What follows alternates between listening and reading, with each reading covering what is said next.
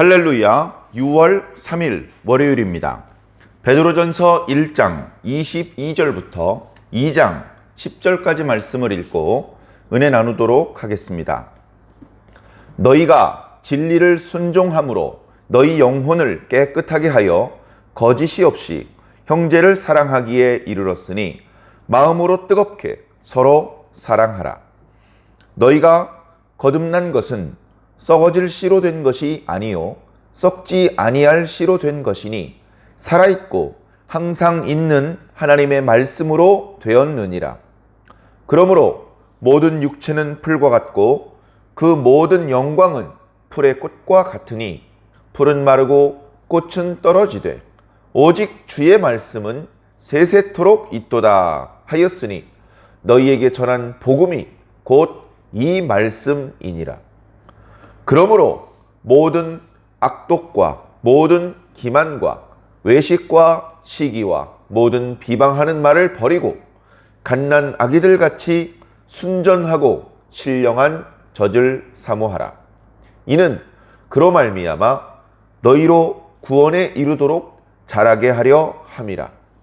너희가 주의 인자하심을 맛보았으면 그리하라. 사람에게는 버린 바가 되었으나 하나님께는 택하심을 입은 보배로운 산 돌이신 예수께 나아가 너희도 산돌같이 신령한 집으로 세워지고 예수 그리스도로 말미암아 하나님이 기쁘시게 받으실 신령한 제사를 드릴 거룩한 제사장이 될지니라. 성경에 기록되었으되 보라, 내가 택한 보배로운 모퉁이 돌을 시온에 두노니 그를 믿는 자는 두려움을 당하지 아니하리라 하였으니 그러므로 믿는 너희에게는 보배이나 믿지 아니하는 자에게는 건축자들이 버린 그 돌이 모퉁이의 머릿돌이 되고 또한 부딪히는 돌과 걸려 넘어지게 하는 바위가 되었다 하였느니라. 그들이 말씀을 순종하지 아니하므로 넘어지나니 이는 그들을 이렇게 정하신 것이라. 그러나 너희는 택하신 족속이요 왕같은 제사장들이요 거룩한 나라요 그의 소유가 된 백성이니 이는 너희를 어두운 데서 불러내어 그의 기이한 빛에 들어가게 하신 이의 아름다운 덕을 선포하게 하려 하심이라. 너희가 전에는 백성이 아니더니 이제는 하나님의 백성이요 전에는 긍휼을 얻지 못하였더니 이제는 긍휼을 얻은 자니라. 아멘. 감사합니다. 계속해서 하나님의 백성들을 위로하시고 격려하시는 말씀입니다. 몇 차례 말씀드렸던 것처럼 이 말씀들은 당시 이방인 그리스도인들에게 썼던 편지의 내용이고 말씀의 내용인데 우리도 이방인이기 때문에 시대와 장소를 초월해서 바로 오늘 우리들에게 주시는 주님의 말씀이고 권면이라는 것을 잊지 않으시기를 부탁을 드립니다. 우리는 도무지 구원을 받을 수 없는 입장이었습니다만 우리는 틀림없는 구원을 받았습니다. 그리고 그 구원으로 우리는 하나님께 놀라운 축복을 받게 됩니다. 우리가 천국이라고도 말하고 영생이라고도 말하는데 베드로전서에서는 그것을 기업이라고 말합니다. 그것도 보통 기업, 부모님의 땅을 물려받는 그런 개념의 기업을 초월해서 썩지 않고 더럽지 않고 쇠하지 아니하는 기업, 땅에 있던 기업이 아니라 하늘에 간직하셨던 기업을 우리들에게 주실 것이다. 이 축복은, 이 구원은 유대인 그리스도인들보다 조금 못한 그런 구원이 아니고 모든 그리스도인에게 약속된 동일한 구원이고 축복이다. 오히려 구약시대에는 잘 몰랐던, 그때는 아직 선명하게 드러나지 않았던 복음이 드러났기 때문에 너희들이 온전히 구원을 받았고 온전한 축복을 경험하게 되는 것이다 라는 말씀. 그렇기 때문에 현재의 고난 때문에 잠깐 근심하지 않을 수 없는 상황이지만 오히려 기뻐하고 하나님께서 주시는 이 구원과 은혜와 이 축복을 사모하라. 그렇게 말씀하시고 계신 것입니다. 오늘 말씀에 이어지는 권면들을 보면 그 구원을 확실히 받기 위해서 신앙을 이어나가는 과정에 너희들이 실수하지 않도록 또 경계하시고 권면하시는 말씀들이 조금 나타나고 있습니다. 먼저 첫 구절에 보면 너희는 진리를 순종하는 가운데 깨끗해졌다. 우리가 더러운 존재가 깨끗해지는 것은 쉬운 것이 아닙니다. 우리가 흙을 주물렀다. 더러운 오물을 만졌다. 그러면 물로 씻으면 되고 비누를 사용하면 완벽하게 깨끗하게 닦아낼 수 있을 것입니다. 그러나 마음이 더러워졌고 영혼이 더러워졌고 죄로 얼룩진 것이라면 물로 씻는 것은 의미가 없습니다. 죄를 씻어주는 세제를 사람이 개발할 수 없습니다. 그것은 하나님의 용서를 받아야 되는데 대가를 치러야 됩니다.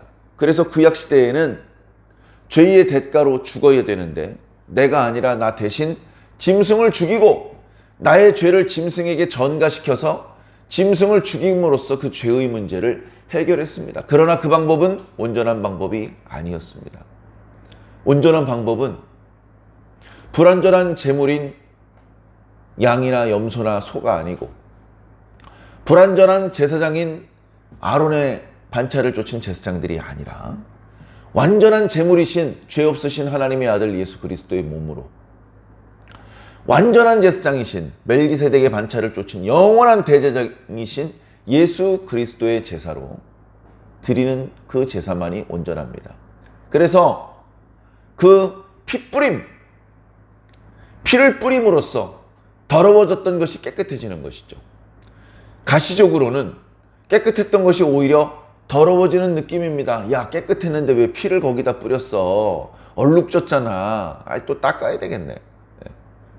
눈에 보이기로는 피를 뿌렸기 때문에 오히려 더러워진 것이지만 영적으로는 피를 뿌렸기 때문에 속되고 더럽고 죄 지은 존재였을지라도 다시 깨끗해지는 것입니다. 죄 없는 상태가 될 수 있는 것입니다. 1절, 2절 말씀에 벌써 우리는 그 핏뿌림으로 하나님 앞에 언약 백성이 되었다. 혈통적으로 아브라함의 자손이 아닌 것은 문제가 되지 않는다라는 말씀을 하셨는데 지금 또 그렇게 말씀하고 있는 것이죠. 너희는 말씀으로 깨끗해진 거야. 말씀으로. 말씀을 들음으로, 말씀을 믿음으로, 말씀을 순종함으로 깨끗해졌다. 이제는 형제 자매를 사랑할 수 있어요. 예전엔 사랑이라는 단어가 떠오르면 음란이 떠오르습니다. 음란한 눈빛으로 서로를 바라보는 것은 깨끗한 마음으로 사랑하는 게 아닙니다. 상대방을 바라보았지만 음란한 마음이 일어나지 않고 따뜻한, 부드럽고 편안한, 그리고 진정한 그런 사랑의 눈빛과 마음으로 서로를 바라보는 것, 상대를 위해서 희생하고 양보하는 것, 그게 진정한 사랑이죠. 그런 사랑으로 사랑해라 라고 지금 권면하고 있습니다. 그렇게 서로 사랑하면 교회는 전쟁터가 아니라 평화가 유지되는, 평화를 맛볼 수 있는 유일한 장소가 될 수 있을 것입니다.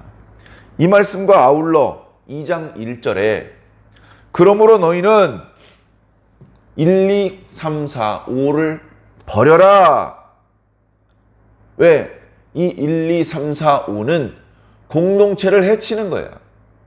서로 다투게 만들고 공동체를 깨지게 만드는 부정적인 것들이니 이것들을 버려라. 그 내용은 악독과 기만과 외식과 시기와 비방하는 말입니다. 자, 악독. 기본적으로 악한 마음입니다. 악한 마음이 도를 넘어서 그냥 악한 마음의 상태로 머물지 않고 말과 행동으로 나가는 독해진 상태입니다. 그래서 어떻게 나갑니까? 기만을 합니다. 속이는 것이죠. 거짓말을 하고 실제와 다르게 꾸미는 것입니다. 그러다가 외식을 합니다. 실제로는 경건하지 못한데 경건한 척, 지각을 했는데 지각을 하지 않은 척, 그리고 상대방을 시기합니다. 쟤는 왜 저렇게 잘해? 잘해도 얄밉고 못해도 밉고. 계속해서 공동체가 깨지고 사랑의 반대 현상이 자꾸 발생합니다. 그러다가 마지막에는 비방하는 말을 합니다. 있는 말 없는 말 보태가지고 상대방을 욕하고 비난하고 소문을 퍼뜨립니다.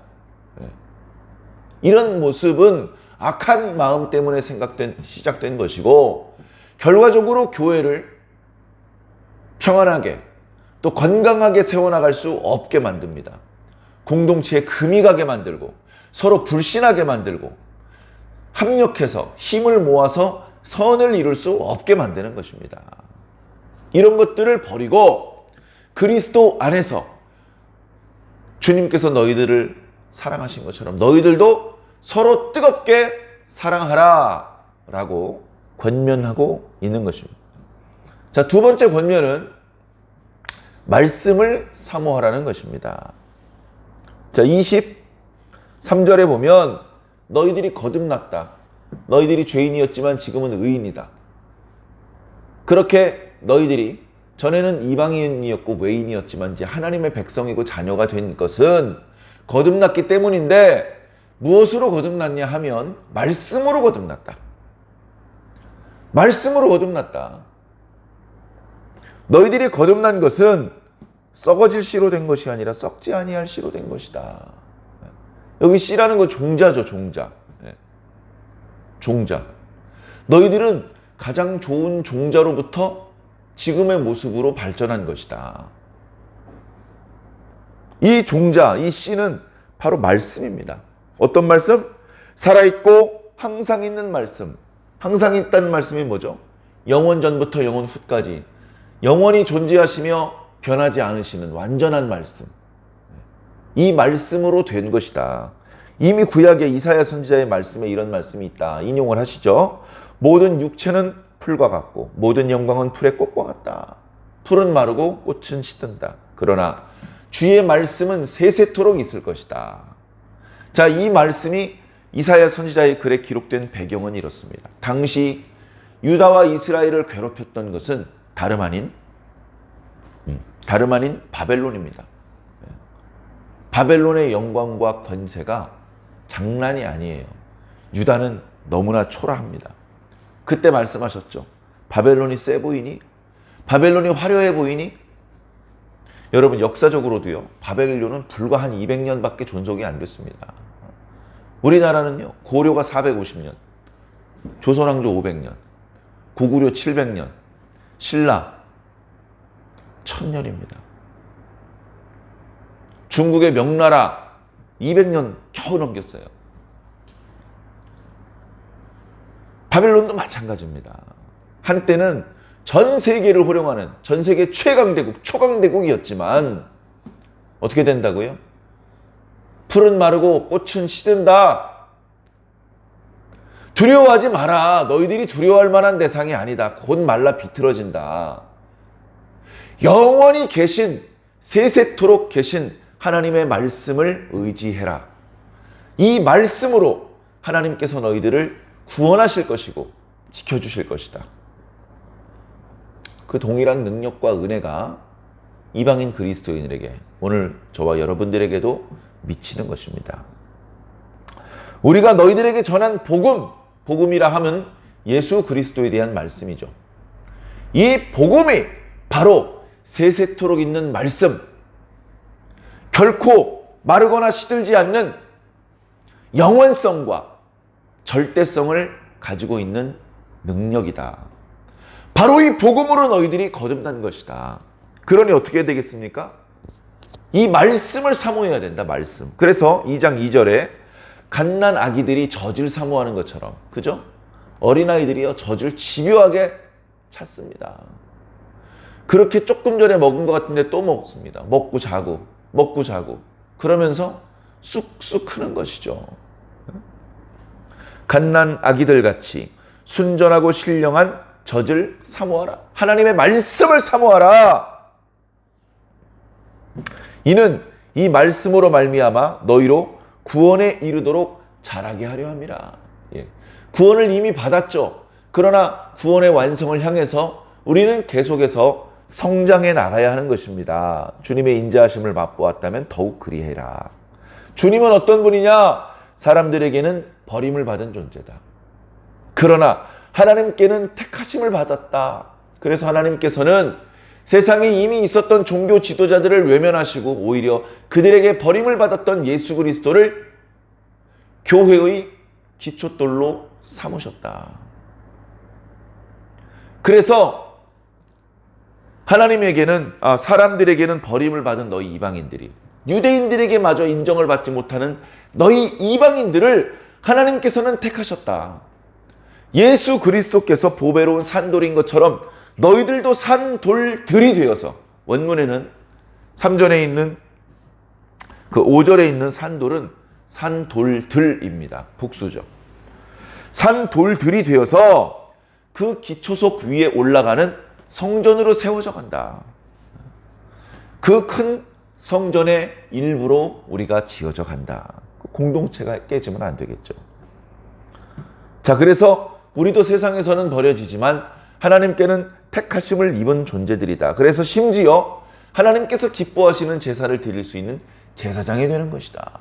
뒤에 9절에 또다시 너희들은 제사장이 되는 것이다 라고 말씀해 주고 있습니다. 자, 그래서 예수 그리스도께서 어떤 돌인지 6절과 7, 8절에 계속해서 말씀해 주고 있는데요. 주님께서는 하나님께서 택하신 보배로운 모퉁이 돌이 되셨다. 그래서 이 예수 그리스도를 믿는 자는 부끄러움을 당하지 않게 되겠지만 믿지 않고 거절하는 자는 결국 부끄러움을 당하게 될 것이다. 그들은 화려하고 강력했지만 곧 마르고 시들어버릴 것을 믿고 의지했기 때문에 그들은 부끄러움을 당할 것이고 그들은 무너져 내릴 수밖에 없을 것이다. 그러나 하나님께서 택하신 보배로운 산돌이신 예수 그리스도를 믿는 너희들은 부끄러움을 당하지 않을 것이다. 자, 믿지 않는 자들은 어떻게 되는지 7절, 8절. 건축자들의 버린 그 돌이 모퉁이의 머릿돌이 되었다. 건축자들이 인정하지 않았습니다. 그러나 하나님은 그것을 가장 강하고 귀중한 돌로 삼으신 것이죠. 또한 부딪히는 돌과 넘어지는 바위가 되게 하셨다. 이 돌 위에 떨어지면 가루가 되겠고, 이 돌이 그 위에 떨어지면 완전히 멸망하는 것이죠. 그래서 이 돌은 구원의 반석이 되기도 하고 멸망의 돌이 되기도 하는 것입니다. 믿는 자들에게는 구원의 반석이, 믿지 않고 거절하는 자들에게는 멸망의 돌이 될 테니 믿을지 안 믿을지 선택하십시오. 여러분들은 말씀을 순종함으로 깨끗해졌으니 서로 피차 뜨겁게 사랑하고 공동체를 깨트리는 악독, 기만, 외식, 시기, 비방을 버리십시오. 하나님의 말씀으로 거듭났으니 그 말씀을 계속해서 사모하십시오 라고 말씀하고 있습니다. 9절에 너희는 오직 택하신 족속이다. 너희는 왕같은 제사장이다. 이 말에 또 오해가 있으니 조금 설명을 드리면, 왕같은 제사장이다. 제사장인데 왕같은 권세가 있고 다스리는 권세가 있고 그런 의미가 아니고, 여기 베드로전서 2장 9절에 왕같은 제사장이란 뜻은 왕가에 속한 제사장이다. 왕들을 섬기는 제사장이다. 백성들을 섬기는 제사장이 아니고 왕을 섬기는 제사장이다. 왕이 누구시죠? 다윗이 말했던 것처럼 오직 여호와 하나님이 멜레크 왕이시죠. 그리고 만왕의 왕 예수 그리스도가 유일한 왕이십니다. 그분을 섬기는 제사장이라는 의미입니다. 그리고 거룩한 나라요 그의 소유된 백성이다. 이 말씀은요, 사실 언약을 체결하기 전에 모세를 통해서 주신 하나님의 말씀입니다. 세계가 다 내게 속하였으니 너는 그 가운데 구별된 거룩한 나라가 되고 내 소유가 되고 내 제사장이 될 것이다. 그러시면서 십계명을 주셨어요. 그때 그 구약의 이스라엘 백성들, 영적으로 가장 신령한 상태였던 그 이스라엘 백성들에게 주셨던 하나님의 축복의 선언이 바로 오늘 너희 이방인 그리스도인들에게 주시는 말씀이다 라고 베드로 사도가 강력히 말씀하고 있는 것입니다.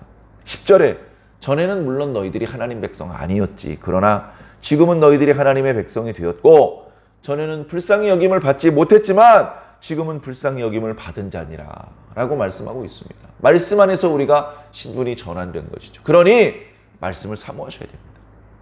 서로 사랑하셔야 됩니다.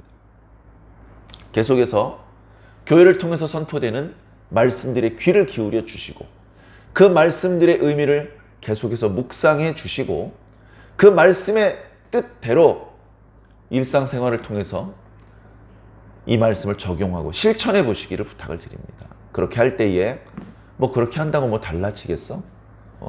가시적으로 뭐 당장 뭐가 달라지는 건 없습니다만 여러분들은 틀림없이 하나님 나라에 어울리는 천국 백성으로 신분이 전환되어 갈 것이고 하나님 나라에 어울리는 자로 날마다 거듭나고 성장하며 성숙하게 될 것입니다. 그렇게 오늘도 주님과 함께 자라나고 성장하시기를 예수님 이름으로 간절히 축원합니다. 아멘.